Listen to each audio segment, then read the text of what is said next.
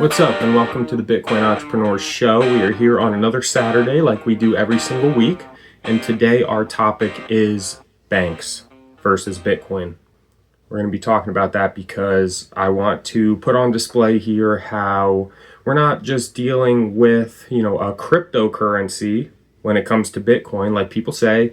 We're dealing with a better version of money, and I'm going to explain why in this video. So let me just say really quick that this is not financial advice, okay? I'm just some guy on YouTube, some dummy that is trying to spread the Bitcoin network. All right, so the Bitcoin price as of right now, it is Saturday, April 18th. The Bitcoin price is $76,249. All right, so let's talk about money and the control system that is money nowadays. The question is, who controls your money? Because you have the ability to be a sovereign person and to have control of your own money via your private keys in Bitcoin, or you have the option to trust the banks and trust like the government and corporations to be able to control your money. Now, let's get into how banks actually work, because if you trust banks, and by banks I mean every single bank, like you could have JP Morgan, American Express, you could have Wells Fargo, Bank of America. You could also have like local banks. There's local banks all over the world in smaller areas that aren't like cities, right? They don't actually hold your money necessarily. Okay, so let's get into this. This is called fractional reserve banking. So what banks do is they typically hold 0 to 10% in reserves of the money, which is, crazy to hear, but that's actually what happens. Your money that you put into the bank, they loan out 90% plus of the deposits to other people. So the same dollar is lent multiple times. And clearly that causes a problem because you don't actually have the money in the bank to kind of bail yourself out in a scenario. But the term banks that are too big to fail is because the government would be able to print more money and kind of save these banks. Printing money would cause inflation, right? And so it would lower the purchasing power of your dollar. So the deposit you give into whatever bank you have, there's no other way around it, obviously, except for Bitcoin. They're going to rehypothecate your money and try to make an interest rate off it. So that is how the system works. And that is how they make money, because they take interest rates from your deposits or your loans. Sorry. They take interest rates from your loans. So it's a debt-based money supply. So with this debt-based money supply, that means the market, the M2 money supply constantly expands for the nation. So as the supply keeps expanding, you're losing your purchasing power. Okay? So the US dollar has lost 96% of its purchasing power since 1913. So pretty much what that means is the best time to have the US dollar was somewhere around 1913, which is crazy. I've said this before, but that's, over 100 years ago. So that's 96% of the purchasing power lost. It's why people can't afford a home, even though they work full time. It's why people could barely afford anything, even though both mother and father work, and then they're forced to put their kids in daycare, and that is super expensive. Plus you have the healthcare that's super expensive. Plus you have living expenses that are super expensive. It's like, how do you do this? Because you're not getting paid more in ratio to how much the government's printing. Because they have a 2% inflation target, but that's just the guaranteed target. So it's guaranteed debasement of your purchasing power. It's not even accurate because it's 2% guaranteed, but it's more like 7 to 10%. And when it was around COVID times, it was even higher than that. So you're guaranteed to lose money. And, well, you're guaranteed to lose purchasing power. You're still going to have the same amount of money, but you're going to lose the purchasing power, even if it's in a savings account or something over a time period. You're going to lose your money because they don't give you any interest rate that's going to help you in growing your wealth over time, because it's all being taken away from you. That's why you're not getting paid as much as housing prices are increasing. So banks use this. I mean, it's a profit engine, but it's also like diabolical because it's taking away from the very people that are driving the system. Like, not rich people that run companies. And, I'm a free market guy because Bitcoin is the best and only global free market. But I'm not saying being rich is bad or anything like that. It's just, in this system, the dollar system we're using in order to get rich, you're taking away from somebody else theoretically, because you're ruining the purchasing power of the currency you're in because you keep printing. And it's a debt-based system. So there you go. That's just how I feel about all this, obviously. But banks are just profiting off you. They're just using you. Banks are gold diggers. Okay, clip that. So now banks have many revenue streams. Like, this is how they make their money. They have interest on your loans, and these loans include like mortgages and credit cards and business loans. They have spreads, credit spreads and stuff. They borrow low, lend high. This is another deep system. Fees. Everybody knows about fees. Everybody doesn't like fees because it's just taking money away from you for like barely any reasons. Like, you don't have this much in your premium checking account, so we're going to take a $15 fee or something. Or you have an overdraft because you can't afford anything because inflation keeps taking away all your purchasing power. So you have an overdraft fee because you don't have money in your bank. You have maintenance fees, and maintenance fees are already kind of a joke because it's like, you guys make so much money. What is the maintenance you're dealing with here, right? And then you have the leverage of the banks because they are relending the same capital over and over. So your money is getting, rehypothecated like multiple times. So the savings accounts the banks give you, they're still earning money on that because the interest rate they're giving you in a savings account isn't even matching up to inflation.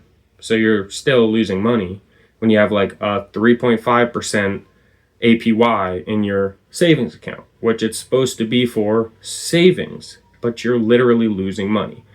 This is how banks work. I'm sorry to tell you, but this is why I'm promoting the Bitcoin network.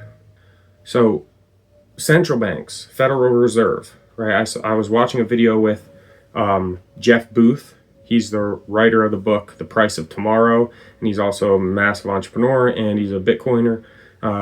He's great. You should watch him. I recommend it. But he says that the Federal Reserve is not federal, and it has no reserves. So that's just something funny because it's true, but it's also funny, right? We're dealing with a system that's so backwards, it's wild, and people like to believe these things because they don't want to change their whole paradigm. That's where Bitcoin comes in. So essentially, these Federal Reserve banks are able to, these central banks are able to print money. So when you print money, you have asset inflation because you're increasing the M2 money supply. They can cut your rates, or they can hike your rates, right? They can give you a higher interest rate on your savings account, or they can cut it and give you a lower interest rate on your savings account. Rate cuts turn into borrowing expansion, so they're going to borrow more. And then when they hike your rates, it's going to cause economic contraction, right? And that's bad for like you and me. So the economy would be like, it's centrally managed. So we're not dealing with a free market, really. We've never lived in a free market. And Jeff Booth has said this too. We've never lived in a free market. if this is how the system works. And Bitcoin is repricing all the assets and everything because it is the first global free market. So that's why I always say, you got to get in. Like, that's the whole point. Everybody gets Bitcoin at the price they deserve. That's one of my favorite quotes. It's a policy-driven system as opposed to a free market. So let's see what we have here. So inflation, what I wrote down here is that inflation is the hidden tax. Okay, because what you have is a system where more money for the same goods at higher prices. That shouldn't happen. That should never happen in a free market. Because the default position of a free market is deflation. Because like in a system like this, savers lose all their purchasing power. So if you're saying, oh, I'm spending all my time and energy to make money, and that money is dollars, and then you're trying to save it for the long term, but you're getting crushed by inflation and you're not actually saving, you're just maintaining the balance that you have. Like, this is where I feel like people get confused with it, is because say you have $5,000 in a savings account. Cool. You're getting a 3% interest rate. Okay, so you're going to get paid 3% of $5,000 over the year. Inflation is when they keep printing money, the money supply increases. So it means the purchasing power, what you can purchase with the same amount of dollars, is going to go down. So you still have the $5,000, and then you will get the 3% interest rate.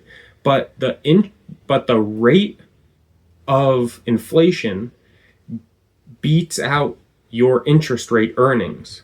So then all of a sudden you still are going to have the $5,000 plus the interest rate, but the amount of goods like groceries or gas or anything you buy from any store, Walmart, Toys R Us, whatever, the prices of those things are going up. So then the purchasing power of your dollar is going down. So then you can't even buy the same amount of things with the 5,000 and some odd amount of money that you have with the interest rate. So inflation is beating your savings account. So you're still losing money in your savings account. Like, guaranteed. Like, a savings account is just, you're not losing as much money as if you just held the dollar. That's really what a savings account is. And then so when we bring up like stable coins and stuff, like stable coins are great because they're 24/7, they're liquid because it's on the blockchain, it doesn't have to go through central banks, but it's a guaranteed loss coin. You're losing money on the coin. Like, you buy the coin, it's matched 1-to-1 with the dollar, and you lose to inflation. And interest rates on saving in stable coins are normally higher, but it's because it's so liquid, so they could rehypothecate your money faster. I mean, come on. We're dealing with the dollar all the time, and the dollar sucks. We need to just get off the dollar. This is the point of the Bitcoin. I mean, come on. When are people going to start buying the Bitcoin? And I want to promote this to people. I want people to understand this, because you got to get on the Bitcoin train, people. Like, for real. Like, we're so early. You don't have to buy that much. Again, not financial advice. All right, so let's get into Bitcoin here in the counter system, because this is where it all turns around, and this is where I will orange pill you, hopefully. So with Bitcoin, you have a fixed supply of 21 million Bitcoin. There will never be more than 21 million Bitcoin, okay? You have a decentralized network, permissionless transactions, and self-custody. This is super important. This is very, very important stuff. I want you all to think about this and study this. So Bitcoin has a hard cap of 21 million, like I said. There's no central authority that can inflate the supply ever. You can't do it. So when you have that type of system, it's predictable of the schedule of creation of the Bitcoin, right? So like it's predictable on how it's going to happen all the time. There's no changing it. But when it comes to the dollar, it's just they can print it any time. So all of your money is kind of just subject to whatever the policymakers are doing. So like right now, I mean, it's April 18th. We have a perfect example because the whole Iran thing, or Iran, sorry, the whole Iran thing, it's a wild scenario. I mean, oil, the Strait of Hormuz, the reason why all of this is happening is because it's a fight over value and it's a fight over currencies. And it's ridiculous because we have Bitcoin, but just people don't understand that. And if you are interested in these kind of topics, you can go over to the Jack Mallers show. He is the CEO and founder of Strike, and the Bitcoin treasury company 21. So you can check all that out if you're interested in the kind of political / Bitcoin talk on his podcast. Great. I tune in every single Monday. So let's get back to this Bitcoin scenario. So what you have with Bitcoin is you have the hard cap, like I mentioned, you have the halving cycle. Every 4 years, the supply issuance is cut in half. So the block rewards change and it becomes a lesser reward for the miners, but also the appreciation of the asset. So you're still going to be compensated for your energy production. But this keeps it, disinflationary. And also, I just learned that actually is a word, disinflationary.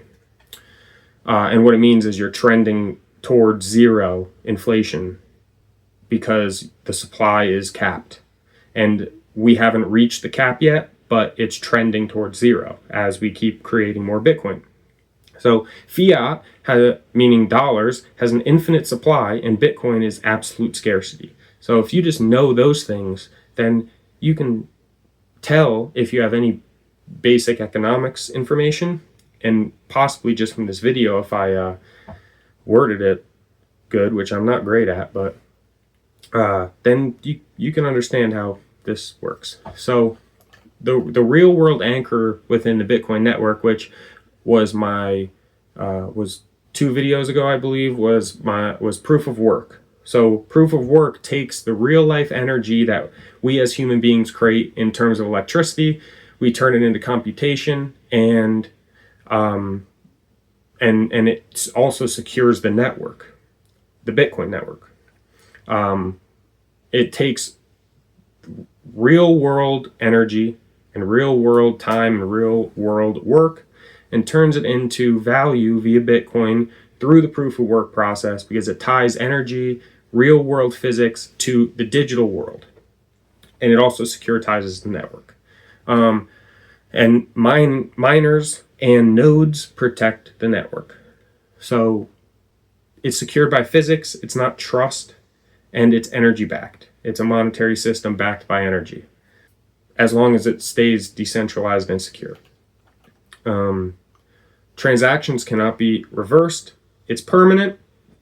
You have thousands of these nodes globally, so you have a major decentralization, and there's no like single point of failure because I have my own node.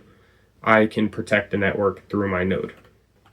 And it is TAC resistant because it requires massive energy plus capital at no gains to try to attack the network, and it's completely like irrational because you would have to like use the amount of money of countries in order to try to attack the network, but you might not even succeed, and also you're not going to gain any value from that. You'd be better off just buying into Bitcoin. I said this on my last episode too. So let's get into self-custody real quick versus their bank custody, because the thing with banks is you have like an IOU system. So like you hold a claim on the money you have. So let's say you go deposit $10,000 into a bank. By the time that money hits your bank, essentially it's just numbers on a screen, because they're just going to lend your money out, which is the term rehypothecating. They're just going to lend your money out. So then let's do a little thought experiment right now. Like if everybody in the world with money in the bank went and said, hey, I want all my money back out right now, all the banks would fail because they don't actually have that money. It's all lent out. Like, that's why there's limits on how much you can withdraw from the banks. And it's also counterparty risk because it's a bank. I mean, like, if it's a building with people in it that work for it, it's a company. So if, it just blew up tomorrow, and how are you going to recover your assets and your money that was supposedly in that bank, but they all lent it out? So banks could fail and then people lose money. That's obviously a problem. But then you have these banks that are too big to fail, and that's only because they're what literally run everything. And if they do fail, the whole government collapses. So the government would just print more money and lend it out to the banks. With Bitcoin, with all the things being said, it's capped and it's decentralized. You have complete ownership via your private keys. And whenever you make a transaction or do anything on the network, there's no intermediary, there's no third party that's going to get in there and say, hey, like, we got to go through this and that and that and that. It's just like, no, you just do it on the blockchain, because the blockchain exists all around us. It's just like Wi-Fi. It's just like the internet. Anybody can get on, anybody can do it, anybody can do a transaction, and it goes through the proof of work system, and that's how it grounds a abstract concept into value digitally. And this is why it's incredible. But there is also massive responsibility and downside to it, because there's a phrase, not your keys, not your coin. And that's super true, because if you don't own and control your private keys, you don't have access to the actual value and the money of the Bitcoin. But if you lose your private keys, then it gets wiped out forever and nobody can help you. There's no customer service line, and there's no FDIC insured up to $250,000, like the bank says, which is hilarious because there are many millionaires out there. And if all their money got wiped, they would only be liable for up to $250,000, which is just kind of funny. And I think there's other accounts that might be higher, but I don't know. Obviously, I'm not, super rich. So, let's go to free market versus a controlled market, because this is kind of one of the main cruxes of this thing. Is the banking system it's central planning. They manipulate your interest rates, so you can't even make money on like what's supposed to be a savings account, and they debase your currency. So literally, those are like 3 points where just everything is a risk and a failure, versus the Bitcoin network, and people are scared to buy into Bitcoin. And I understand. This is why I want to help people to some extent in my ranting ways, to be able to understand this stuff, because within the Bitcoin system, you have open market pricing. You have no manipulation of the supply. It's going to stay 21 million forever. And you do have volatility, but that is actually a feature. So as people need to understand, they have to deal with the volatility to get the upsides. So Bitcoin is a long-term holding asset until it is a medium of exchange, but I don't think that's going to be for a while. So as of right now, if I was going to give you advice that is, again, not financial advice, hold your Bitcoin in cold storage, keep it safe for a long time, for the next maybe decade or so, and then you can decide what you want to do with it. So banks are going to increase their supply, and so the value of your dollars are decreasing. They encourage you to spend and get in debt. Like, how is that good if you really just think about that? They encourage you. They keep dishing out credit cards, different rehypothecations of your money, so we can give you these different things but charge you a supermassive interest rate. On top of that, I'm still going to give you a ton of fees and overdrafts, and I'm going to change the interest rates that you get on your savings. So that sucks. Versus Bitcoin, you have supply that's fixed. The value increases over time because you have a fixed supply and you have demand for it. And it encourages your savings and your long-term thinking. And then the long-term thinking and the savings don't even get affected because you can still be able to take out loans or take out credit lines against your Bitcoin nowadays anyway, because they're building these infrastructures around it. And this is exactly what I'm talking about. Bitcoin entrepreneurs. It's about entrepreneurs building on top of Bitcoin, which is a solid foundation, instead of building, your foundation as a sandcastle. Because guess what? Sandcastles do. They fall over. So what are some global implications of this? Because you have the banking systems that we keep, sticking to. And these banking systems have border restrictions, there's currency controls, financial censorship. So they don't disclose anything. They control currencies across different, even literally different countries, and they have border restrictions. So like you can't take money out of China and turn it into the US dollar because they have capital controls. They don't want you to do that. And so, for an example, they don't want you to even be able to mine Bitcoin because they don't want you to be able to get out of the system. But guess what? They can't stop people from buying Bitcoin in some way. People figure it out. They buy Bitcoin. That's the whole point. It's open to anybody globally, right? So they can't stop that, but they can stop you from actually trying to use your actual currency in the country you are in to mine Bitcoin. So China has stopped that. You can't mine Bitcoin in China as of right now, as far as I know. I could be wrong. They might have lifted something, but you get my point. There's capital controls. So then you can extrapolate that to any other country. And the dollar is the reserve asset. So everybody just wants the dollar as opposed to their other currency that is being debased, but you're not allowed to transfer your, yen into dollars. Versus Bitcoin, again, it's borderless transactions 24/7. It's open to anyone with an internet connection, and it's completely sovereign financially because you're able to control your private keys and nobody can touch what you have. So coming from an entrepreneur perspective, banks are a bad option, really, because you have to require permission to be able to do anything like a loan or anything like that. There's gatekeepers for the capital that aren't actually in the bank accounts, which is hilarious. And it's based on debt for the growth to happen. So people need to stay in debt.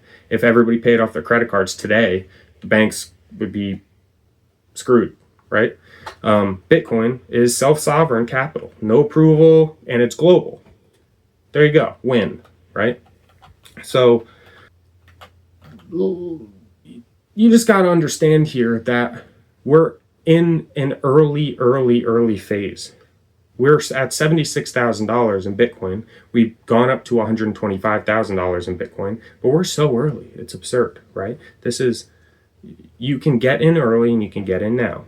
It's not financial advice, but just take what I've said in this podcast and take it with a grain of salt, but also research it yourself, because you can come to conclusions that will be a better money for humanity. It'll help you and your family over time and everything. It's just a more helpful system. It's peaceful, based off proof of work, which grounds it to real world physics. So this is what gives it value. And you can keep protecting the network. The same protection as a billionaire would have, you would have by running your own node or just participating in the network. So with all that being said, you're either inside a system that's going to be diluted, or you're outside the system holding the hardest asset ever created. So you could be in the hardest asset ever created, or you're inside the system that's diluting the currency. So that's what I have to say today for this podcast episode. And again, we will be back next week on Saturday. And I hope you all will, study this for yourself and come to your own conclusions as an entrepreneur. And I appreciate all of you for watching. Hit the subscribe button. If you have any questions for me, hit me up in the school group, or you can comment on this video and I will try to get back to you. like the video. It'll help the algorithm. It'll help me spread the Bitcoin network. And I appreciate all of you. Thanks for watching. Peace.